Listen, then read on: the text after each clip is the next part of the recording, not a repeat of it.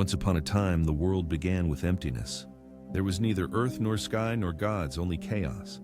Then came the Titans, the Olympians, rulers of the seas and the underworld. These gods controlled the elements, fell in love, quarreled, and one day disappeared. In this video, you will learn how the gods overthrew the Titans and built Olympus. Why was Zeus afraid of his own children? Who betrayed Olympus? And why did he give fire to humans? Why did Aphrodite cheat on her husband? And why was Ares a burden to everyone? How the gods themselves wove intrigues, quarreled, and took revenge. And why one day they fell silent forever. You will hear the full story of Olympus from the earliest myths, until the last day when the gods retreated into the shadows. The entity Gaia, that is the earth, appeared by itself without a father or mother. It immediately became the foundation of the future world and the support for all living and non-living things. Mountains, forests, seas, living creatures, and even gods grew on Gaia. She was simply the earth beneath the feet, but in myths, a thinking and active force. Gaia could create new things, feel pain, and seek justice. Almost simultaneously with her arose the abyss Tartarus, the deepest and most terrifying place, evoking fear. Tartarus was located in the lowest layers of the world, deeper than all oceans and mountains. Later, it would become a prison for those whom even the gods decide to punish. Following Gaia and Tartarus appeared Eros, not a boy with a bow, but a cosmic principle necessary for uniting parts of the world and the development of life. Without Eros, Gaia could not have borne offspring, and chaos would have no power to develop. Far from Olympus, even Zeus, the future king of the gods, feared the will of Nyx, the mother of light, ether, and the day Hemera, born from the union with Erebus. The world first began to distinguish light and darkness, up and down. This became the first system, the foundation of order and basic categories: night and morning, cold and warmth, rest and movement. Meanwhile, Gaia, gaining strength, created anew. Without a father, by the power of her will, she gave birth to Uranus. The sky stretched over the earth like a dome, encompassing it from all sides. This union was not marital in the human sense, but natural and inevitable. From their union were born 12 Titans, 3 Cyclopes, and 3 Hecatoncheires. The Titans were mighty and almost immortal, the foundation of the elder generation of gods. Among them were Oceanus, lord of the primordial waters, Theia, mother of light, Mnemosyne, patroness of memory. There were also Rhea, the future mother of Zeus, Tethys, Caius, Hyperion, and others, each destined to play an important role in the coming events. Gaia gave Cronus a special sickle carved from adamant, as hard as anything in the world. With this weapon, he ambushed Uranus once again. Cronus sprang from his ambush and castrated Uranus. Uranus's blood, falling to the earth, gave birth to many vengeful spirits and giants who would later rise against Olympus. The flesh of Uranus falling into the sea caused the waves to churn, from which Aphrodite appeared, the goddess of love and beauty. Thus began a new era. After overthrowing Uranus, Cronus became the ruler, freed the Titans, and began to reign. He took his sister Rhea as his wife, establishing a new order. It was a time of strength, stability, and primal power. But a prophecy hung over Cronus about being overthrown by one of his children, just as he had overthrown his father. Fear of fate made Cronus act cruelly. Every time Rhea gave birth to a child, he swallowed it to avoid being overthrown. Thus disappeared Hestia, Demeter, Hera, Hades, and Poseidon, swallowed by Cronus. Rhea remained in despair and sought a way to save the last child. The woman was in deep despair, unable to watch her children disappear one by one. The time came to give birth to the 6th child, and she decided to deceive Cronus.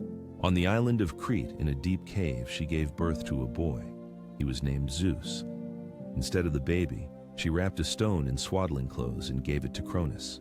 Cronus, suspecting nothing, swallowed the stone, thinking he had destroyed another child. Zeus grew up in hiding under the protection of the Curetes warriors. The Curetes clashed their swords to drown out Zeus's cries. He was fed by the goat Amalthea, and his tutors taught him about the injustice reigning on earth. Zeus knew his origin and understood that one day he would return. This part of the myth ends not with victory, but with the anticipation of a great event. The world was already trembling with foreboding, although Zeus was still a child. The old Titans lived in confidence, and Cronus enjoyed power, unaware of his mistake. Inside Cronus, along with the past children, was a stone, not flesh. Everything was leading to a new war, a great battle for the fate of the world. But the world held its breath. Olympus was still empty. The gods had not yet ascended to the summit. Everything was just beginning. The freed children joined forces with Zeus to put an end to the rule of the Titans. Thus began the Titanomachy, the great war between the old and new generations of gods. The Titanomachy was not just a conflict, but a long and exhausting war that lasted 10 years. The world stood on the brink of destruction, mountains crumbled and the sky split apart. The sea overflowed its banks, and all living things took part in the war, even those who chose no side. The battle engulfed the entire world and touched every creature. On the side of Zeus and his brothers fought not only the Olympians, but also ancient allies, the unjustly imprisoned Cyclopes and Hecatoncheires. Zeus descended into the darkness of Tartarus and freed the Cyclopes and Hecatoncheires. In gratitude, the Cyclopes forged powerful weapons for the Olympians. Zeus was given lightning bolts, bright and irresistible, possessing immense destructive power. Their presence was decisive, for the power of the Titans, though great, was not limitless, and the Hecatoncheires strengthened the resistance of the gods. At the head of the Titan army stood Cronus himself, surrounded by mighty allies ready to fight for power and their right to the throne. Among the Titans were Atlas, doomed to hold the sky, the wise Oceanus, the reserved Coeus, and the fierce Iapetus, each with their own strength and character. Their goal was clear: to retain the power they considered theirs by right of birth, preventing the gods from gaining dominion. Battles unfolded everywhere, on land, in the sky, and at sea, where every strike and explosion changed the landscape and destinies. When Zeus hurled lightning bolts, mountain ranges turned to ash, demonstrating the destructive power of his weapon and wrath. Poseidon tore the earth with his trident, flooding the plains with waters, causing chaos and destruction among the Titans.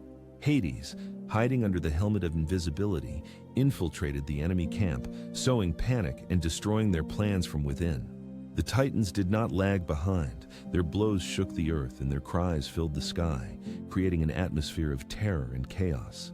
Humans did not yet exist then, but if they had, they would have considered those days the end of the world and the beginning of a new era.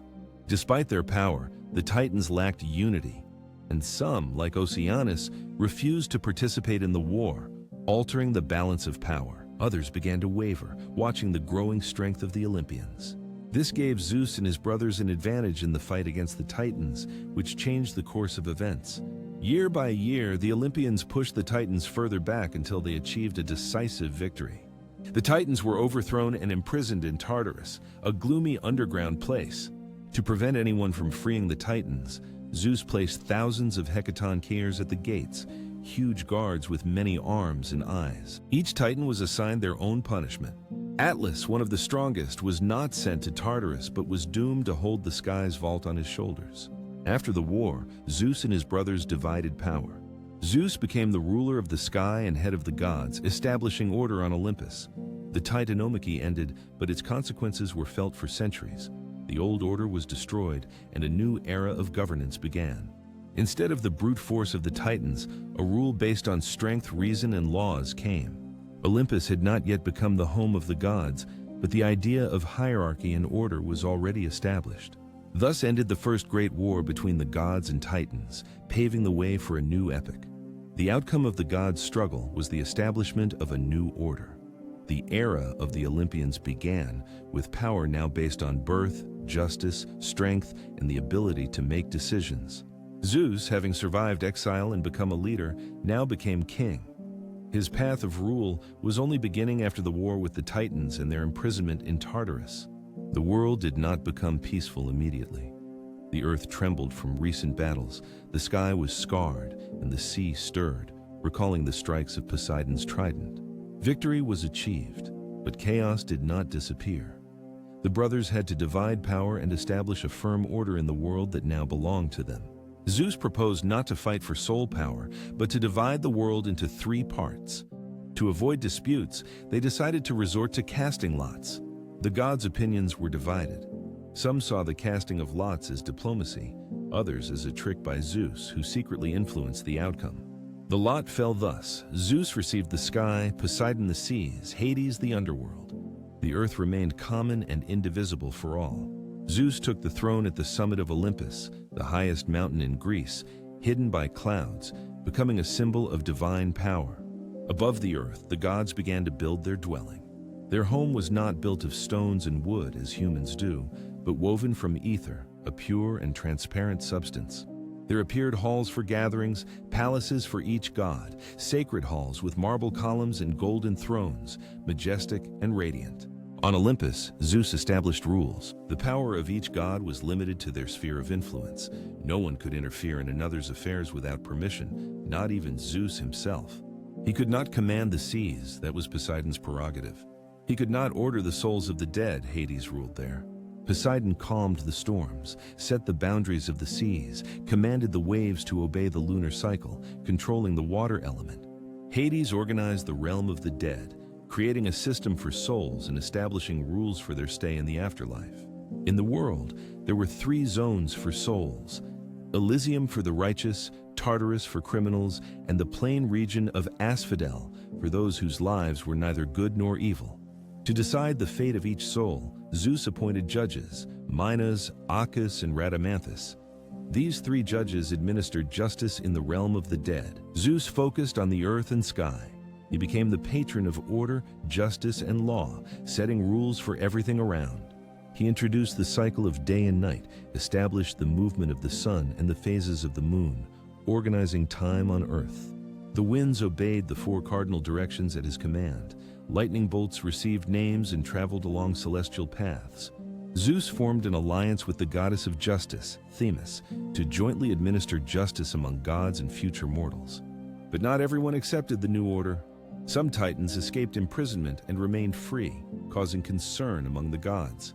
Prometheus and his brother Epimetheus, children of the titan Iapetus, did not support Cronus in the war and remained neutral. Prometheus helped Zeus and understood that the era of the Titans was over, but their relationship became complicated due to future events. Especially after Prometheus would give fire to humans, forever changing their fate, new disagreements would arise.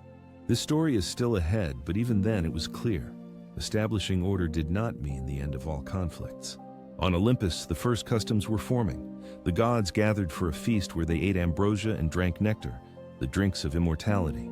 The Muses played, creating an atmosphere of celebration and inspiration among the gods. Their music filled the hall with grandeur. They sang, and the goddess Hestia maintained the sacred fire in the heart of every home.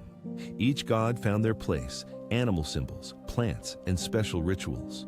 Olympus became like a city without streets and roofs, without walls, for no one dared to ascend there without an invitation from above. Zeus began establishing connections with other gods and mortal women. Soon he would have children who took important roles among the Olympians. Meanwhile, Olympus was relatively quiet. This was a time of laying foundations when order was maintained not by fear, but by balance and harmony. The world ceased to belong to chaos, but was not yet fully stable. This chapter of Olympus's history is not about battles, but about creating a system. Zeus proved that he could not only destroy, but also create. Poseidon and Hades accepted their roles in the new order. The Titans retreated. The world began to breathe anew. For the first time, governance arose with laws, rules, and hierarchy. Olympus became the center of the world, invisible from the earth, but the reference point from which the gods observed, judged, argued, loved, and punished. It was not perfect, but it existed. It marked the beginning of an era in which entire generations of mortals and immortals believed. When the war with the Titans ended, Zeus and his brothers established their rule over the world. Olympus became their abode, and the divine council began to form gradually. Power was not limited to Zeus, Poseidon, and Hades. The world was too complex to be governed by only 3. During this period, other gods appeared on Olympus. Together with Zeus, they formed the 12 Olympians, a variable list that changed in different eras. Sometimes Hestia was replaced by Dionysus, sometimes Heracles was included. In the classical understanding, developed in Athens and spread throughout Greece, the 12 Olympians included several key gods and goddesses. The first among them was Hera, sister and wife of Zeus, goddess of marriage and family. Her power concerned domestic affairs, but she was strong and determined. Hera was known for her stubbornness, jealousy, and pursuit of justice. Zeus often faced her wrath because of his numerous affairs. Despite this, Hera was not only the wife of Zeus, but also a full participant in all decisions on Olympus.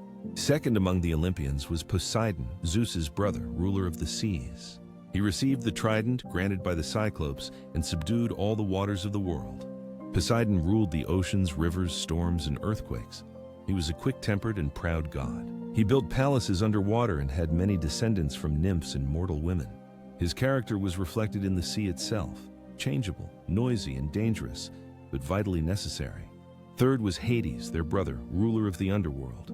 He did not live on Olympus, but his place in the pantheon was unquestionable and important for the balance of the world. Hades was not evil.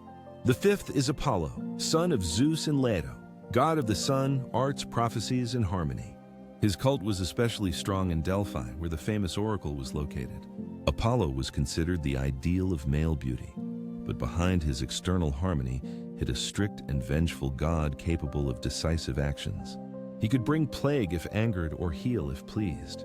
He played the lyre, shot a bow, and spoke the truth that no one could refute. The sixth is Artemis, Apollo's twin sister, goddess of the hunt, moon, and chastity. She never married, cherished freedom, and was the protector of wild animals.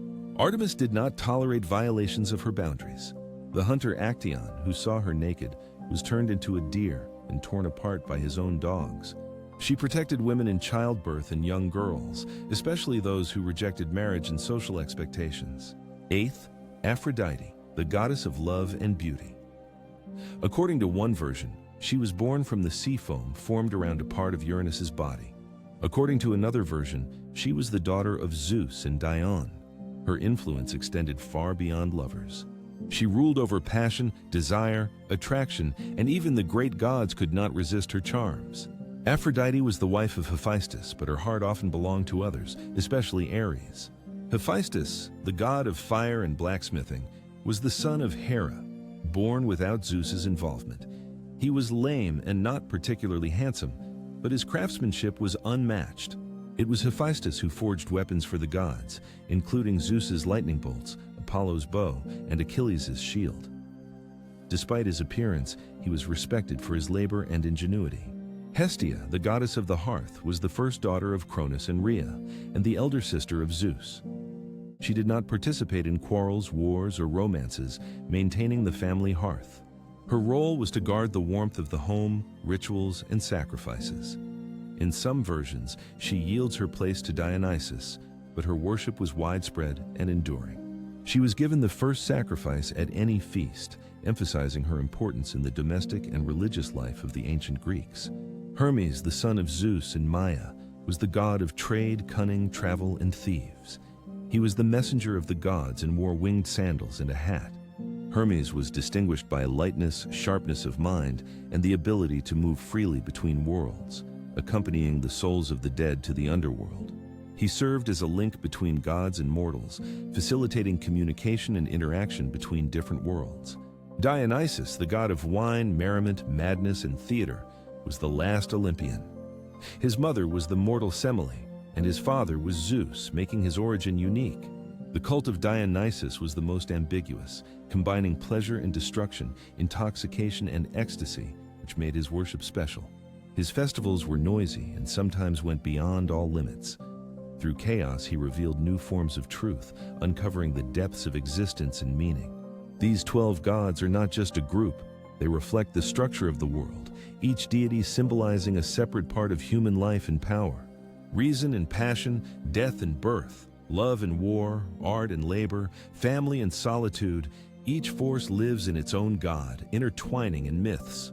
Their stories intertwine like branches of a tree, giving life to myths, tragedies, cults, and art, enriching humanity's cultural heritage.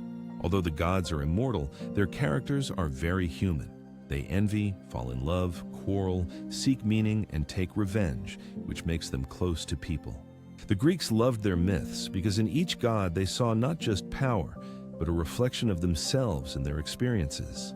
Olympus became a symbol of power and a new order, a true dwelling place of the gods, connecting the mortal world and divine power. Mount Olympus had no gates or walls. Mortals could not enter not because of barriers, but because they were not allowed. Olympus is hidden from sight, but perceived as an absolutely real place where gods live not in ephemera, but in their substance. The gods had halls, palaces, household items, and rituals. Everything was made from divine substance, ether, bright and imperceptible to humans. At the center stood Zeus's throne, the main symbol of power. It was not just a decorated throne, but a symbol of the highest divine power. The place from which Zeus administered justice and convened councils was the center of authority. Around the throne were the seats of other gods, each having a voice and sphere of influence. The power structure was hierarchical, but not absolute. Zeus was supreme, but did not rule unconditionally. Interference in other gods' affairs disrupted the balance. There was no clearly defined court or scheduled assemblies on Olympus. The gods gathered as needed to discuss mortals and resolve conflicts. At the councils, the elders, wise and respected, spoke. Athena was the voice of reason, Hera the keeper of order, Apollo the prophet, Hermes the messenger between worlds. Each god knew their place and limits. After gatherings, Olympus lived a measured life where feasts with ambrosia and nectar, the food of immortality, were held. Feasts were not entertainment, but ritual communion. They took place with music and singing of the Muses, daughters of Zeus and Mnemosyne, patrons of the arts. Sometimes disputes and conflicts arose at celebrations, but rarely did they escalate into open confrontation. On Olympus, balance was valued above all. There was a position of cupbearer, the one who poured drinks at feasts. The first was the goddess Hebe, daughter of Zeus and Hera, who fulfilled this role.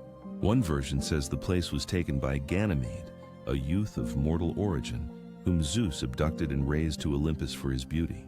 His participation in feasts is an example of how immortals accepted mortals if they were chosen by the gods for a special destiny. There were no temples on Olympus. The gods did not need worship from each other. Each had their own hall, reflecting their character and functions. The most important space of Olympus was the fire maintained by Hestia, symbolizing stability, warmth, and life. This fire did not blaze or burn. It was quiet and steady, like the breath of the world, preserving the order of Olympus. Although Olympus seemed a place of order, tensions existed within. Hera was jealous. Ares demanded glory and power. Athena argued with Poseidon over cities. Their disputes reflected the struggle for influence and power over the mortal world. Aphrodite wove love intrigues, changing the fates of heroes. Her influence was subtle and cunning. Sometimes Hermes mocked, teasing the other gods, bringing lightness and joy to the tense atmosphere. Sometimes Zeus was angry. His wrath was great, and even the gods feared his might and authority. Sometimes Artemis retreated to the forests to rest from the bustle of Olympus and find peace in nature and silence. Olympus was not a utopia. It was a living organism with rules and emotions where gods lived as real personalities. Interestingly, even gods possessing immortality did not consider it complete freedom. They obeyed ancient laws that were above themselves. There was a power above them, Moira, the goddess of fate. Even Zeus could not change what they had already decreed. There was the principle of Xenia, sacred hospitality that could not be violated. This law was sacred and inviolable for all. There was an oath given by the gods, and breaking it was punished irrevocably. Breaking promises was deadly dangerous. Olympus became not just a place, but a system where decisions were born that influenced the destinies of cities, heroes, and entire generations. From here, wars began and alliances were made. Myths were created and passed down from century to century. Olympus was far away, but its breath was felt in every temple, every sacrifice, every story by the fire. It was closed to people, but open in their imagination.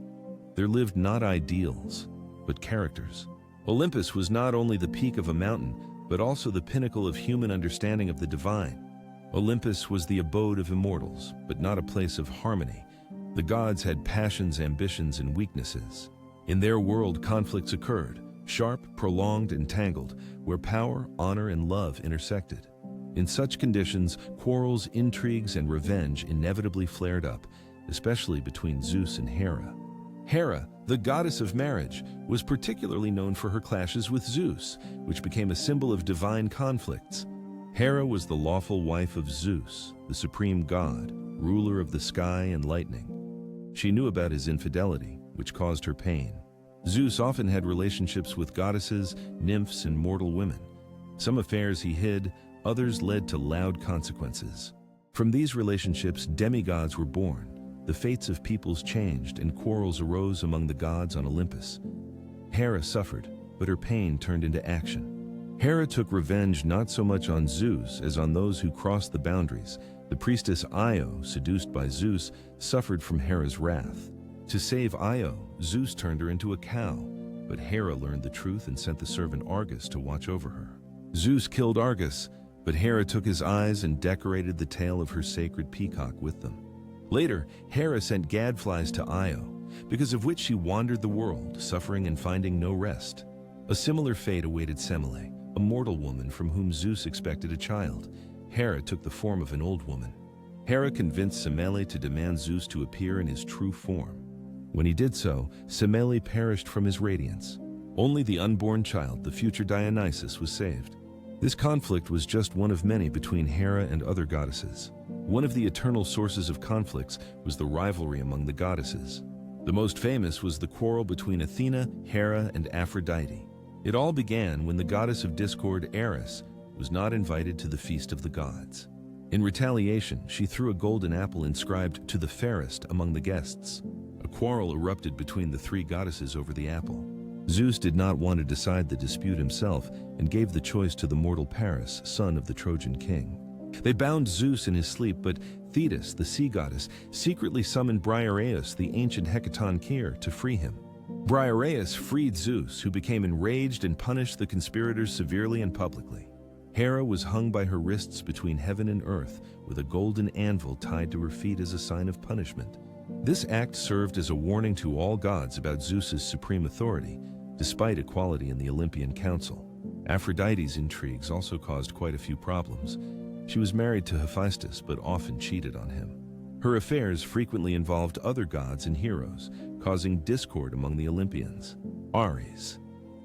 In one story, Helios, the sun god, noticed the love meetings of Ares and Aphrodite and told Hephaestus, who decided to intervene. Hephaestus forged an invisible net and set it over the bed. When Ares and Aphrodite met again, they were caught in the trap. Hephaestus called other gods to witness the betrayal. The scene caused laughter, but also revealed tension, jealousy, wounded pride, and mockery. Even among gods embodying logic, conflicts occurred. Athena, the goddess of wisdom, often argued and fought with Poseidon. They fought for the right to patronage over the city that would later become Athens. A symbolic gift was appointed to resolve the dispute. Poseidon struck the ground with his trident, causing a source of salty water. Athena planted an olive tree, a symbol of peace and fertility. The inhabitants chose Athena's gift, and since then, the city belonged to her. This decision symbolized peace and prosperity for the city. Even among the younger generation of gods, intrigues did not cease. Persephone, daughter of Demeter, was abducted by Hades, causing serious consequences. According to one version, Zeus silently consented to the abduction. Demeter, upon learning of her daughter's disappearance, stopped producing crops. People were weak, short-lived, incapable of performing miracles, but they were part of creation, and their fate was yet to be determined. The question arose, do the gods have the right to decide everything, and who would oppose them? The one who challenged the divine order became one of the most controversial heroes of mythology, Prometheus. He was a titan, but he did not fight on the side of Cronus. During the Titanomachy, Prometheus remained neutral, and in the end sided with Zeus. For this, he was allowed to remain free, unlike the other titans imprisoned in Tartarus. Prometheus was known for his insight and intelligence. His name means forethinker, but he was also stubborn and prone to making independent decisions. According to legend, it was Prometheus who took part in creating the first humans. He molded them from clay and taught them speech, writing, granting them knowledge and skills. Prometheus' gift was not just help, but a challenge. Zeus perceived it as betrayal, understanding that fire is a symbol of power and freedom. With power gained, people might desire freedom. Zeus decided to cruelly punish both the people and Prometheus himself for this challenge and violation of the gods' will. For the people, he created the woman Pandora. All the gods shaped her. Aphrodite gave beauty, Hermes, speech and charm, Athena, the skill of craftsmanship. Zeus put a hidden curse in Pandora. She was given a vessel, later called Pandora's box. It was meant to be a gift to people but concealed danger. When Pandora came to the people, they received her with delight and charm. The liver grew back again, and the torture was repeated endlessly. It symbolized the punishment for every day he gave people fire and knowledge. Centuries passed. Prometheus remained chained but unbroken. He refused to repent and kept the secret of the prophecy. The prophecy said that one day a son would be born, capable of overthrowing Zeus if he made a mistake. This hope sustained Prometheus. Prometheus kept this secret in exchange for the hope of liberation. He believed that salvation would come one day. One hero decided to free Prometheus, Heracles, the son of Zeus, who came to overcome all obstacles for freedom. Prometheus was the son of the mortal woman Alcmene. Performing feats, he reached the Caucasus, killed the eagle, and broke the chains that bound him. Complete freedom did not come to Prometheus immediately. Zeus forced him to wear a ring made from the broken chains, a symbol of forgiveness but not release. The story of Prometheus is a rare case where a god stood against the gods. He became a symbol of resistance and protection of humanity. His deed teaches that good is not always obedience, and justice does not always follow the law. After this, the relationship between gods and humans became complicated. Olympus ceased to be merely a place of power. Olympus became an observer, a judge, and sometimes an enemy. People who received fire could no longer return to submission. Prometheus disappeared from myths but remained a special figure, neither an Olympian nor a human, someone in between. He gave the immortals part of his power and became an eternal example for mortals. At the beginning of the world, gods and humans were closer, living in one rhythm, breathing the same air, communicating directly. People brought gifts, gods responded with signs, miracles, and interventions. This time was later called the Golden Age. The Golden Age was an era before wars, lies, and fear, but nothing is eternal, not even harmony. The world began to change, and much became different from what it was before. After the events with Prometheus and Pandora, people changed their attitude towards the gods. The fire granted by Prometheus gave them independence, but severed the previous connection with the divine. People stopped asking for mercy and began asking for protection. Prayers for mercy and blessing appeared, and the relationship between mortals and gods became tense. Zeus observed the development of mortals. He understood that they were no longer silent beings, but argued, built, and discovered, forgetting the old customs. Then, Zeus decided that the world must go through ages, each less perfect than the previous, to maintain balance and order. The first was the Golden Age, a time of peace without labor and disease, when people lived under the protection of the gods in harmony and happiness. It was followed by the Silver Age. People became worse, their lives shortened, they began to argue and refuse sacrifices. In the past, gods sat at the same table with humans, but now they have distanced themselves. Some left Olympus, and Hestia gave way to Dionysus, choosing solitude. Hephaestus increasingly stayed in the forge, and Apollo, the god of prophecy, began giving more and more enigmatic answers and predictions. Athena spoke through signs but did not appear to warriors in person, and Zeus intervened less and less directly in human affairs. Zeus became more of a principle than a personality. His wrath ceased to be lightning. Now it was fate, part of the natural order. Zeus's decisions were not discussed. They became an integral part of the world. The gods began to pass their functions to heroes among humans. Humans with immortal fathers and mortal mothers, such as Heracles, Perseus, Theseus, and Achilles, became the link between Olympus and humans. Through these heroes, the gods continued to act, but no longer directly, instead conveying their powers and tasks to them. The gods' distancing was caused not only by humans. The gods grew tired of eternal responsibility and watched as generations changed and forgot their oaths. Rituals began to distort, and with each new crime against order, the gods increasingly questioned whether they should continue to intervene in human affairs. Athena, Ares, Aphrodite, and Apollo fought over cities, chose heroes, and directed arrows, but the war was very cruel and destructive. The war showed that even with the support of the gods, people head towards destruction and death, despite divine interventions and help. After this war, Olympus fell silent, oracles spoke less often, miracles happened more rarely, and myths gradually turned into legends. The gods still existed, but their footsteps were no longer heard. Lightning no longer flashed over the fields, and their faces did not appear in the smoke of altars. Thus ended the Golden Age and began the era that the Greeks called the Real One, full of injustice, pain, doubts, and personal choice. The gods retreated not because they disappeared, but because they gave the world independence and the ability to decide its own fate. Olympus remained, the mountain still hidden in clouds, and everyone who looks up feels that someone is still up there. Once Olympus was not just a mountain, but the heart of the world, from where power flowed and justice was served. But times have changed. With each century, the steps of the gods grew quieter. No one now hears how Aphrodite weaves patterns of feelings and emotions in the world of humans. It is not seen how Hermes flies over the earth with a message that no one waits for. His winged sandals are no longer heard in the noise of the modern world. Zeus's lightning now thunders not as omens but as ordinary weather, having lost its divine meaning and warning power. People have stopped offering sacrifices at altars, no longer seek answers in the Delphic temple, nor swear by Athena's name in difficult decisions. But this does not mean that the gods have disappeared or died.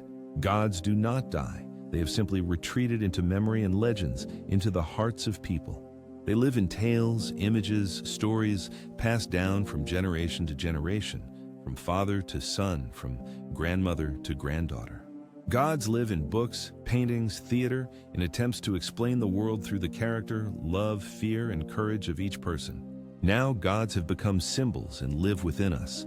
Zeus in the sense of justice, Athena in the ability to make difficult decisions. Poseidon lives in the anger of the sea when a person stands on the shore and feels the relentless power of nature around. Hades is present in every farewell we do not choose, in the inevitable moments of loss and parting. Artemis lives in the choice of solitude, in the pursuit of freedom and independence, in the search for one's own path. Apollo symbolizes the pursuit of harmony, beauty, and music, the eternal desire for perfection and balance. Hera lives in the protection of what is dear, in family bonds and loyalty to her loved ones and ideals. Prometheus lives in everyone who breaks the rules for the sake of good and justice, in the struggle for light and knowledge. We no longer hear the voices of the gods, but we live with their stories. As long as their tales are told, Olympus is not empty, it is alive. Maybe the gods are tired, or they still watch not as rulers, but as those who want us to become ourselves and understand the wisdom of seeking. Wisdom is not only in obedience, but also in seeking. Myth is not a fiction, but a mirror reflecting the depths of our consciousness in history. When evening falls upon the world and the last light leaves the horizon, the sky darkens. We raise our eyes not for answers, but to remember them. Like thousands of years ago, we look at the sky to remember that the gods were, and perhaps still are, among us, invisibly present. And now rest, let the gods not trouble you. They have already told everything, and the time has come for peace and inner calm for each of us.